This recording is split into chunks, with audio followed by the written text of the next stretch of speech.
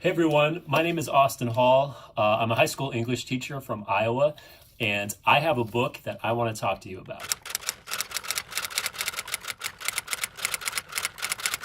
All right, so the book that I want to talk to you guys about today is called Every Word You Cannot Say by Iain S. Now, this is a work of poetry. I'm usually not a huge poetry reader, but about a year ago, one of my really good friends tipped me off to Iain S. When she got me this book. I wrote this for you. It's a great read that is full of these really cool, interesting short poems. This thing actually started online, but Iain wrote these small poems and sort of mixes it with photography that makes for a really super interesting, creative book. As you can see, I have it dog-eared all over the place with poems that spoke to me. I started with little Post-it notes, and then before I knew it, you can just tell how dog-eared and how many Post-it notes and things are in there. So I was super excited when I found out about a week ago that Iain was coming out with another book of poetry. And so I knew it was coming out fairly soon, but I was in my local bookstore last week and it was prominently on display. And I was like, oh yes, this is the perfect book to sort of get me out of this reading rut that I've been in for the past couple of weeks. Now, all of you educators know that here in a couple of weeks, moving into April, we're getting into National Poetry Month.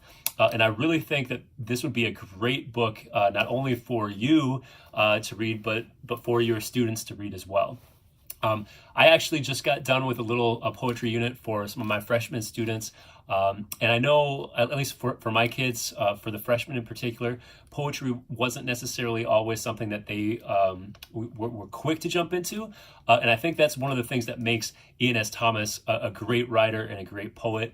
At least in this book, the poems are pretty short, pretty small, but that doesn't mean that it's not beautiful language that speaks and is powerful with figurative language and all that. It's some of the most beautiful writing I've ever read before. But what I like even more about that is it's super accessible. No matter your background, no matter whether you're a student in school, you're an adult like myself, these are poems that can definitely speak to you. And one of the things that I really appreciate at the beginning of the book, there's this little note in here where he actually addresses it to you, dear reader, where Iain sort of talks about what was the impetus for reading the book. And the thing that really spoke to me is it's a book that he has written in response to a few years ago when a childhood friend of his took his own life. I know for me, that was one of the big entry points in the book for me. A number of years ago when I was in middle school, my uncle actually took his own life.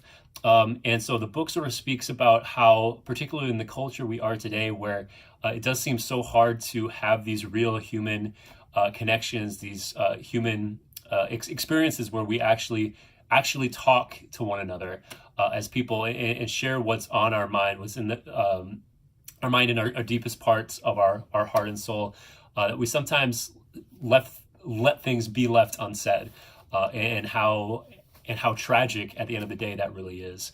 So I think this is a book that you could, like I did yesterday, binge read it all through one sitting, or you could also sort of take your time, maybe have it at your bedside nightstand and read it in increments. I know this is a book that I'm going to reread, probably mark it up like his other book here as I go through. But what a gift to give yourself, to give your students, to give those people important in your life, and the gift of telling them how you really feel, of having those conversations. And even if they're currently words that you cannot say, this book definitely can. And I think it's a great book to sort of open up those conversations for those loved ones in your life. So I would definitely check out, if you haven't already, Iain S. Thomas's Every Word You Cannot Say, a must read for any poetry lover or any book lover. Thank you. Thanks for watching. See you guys soon.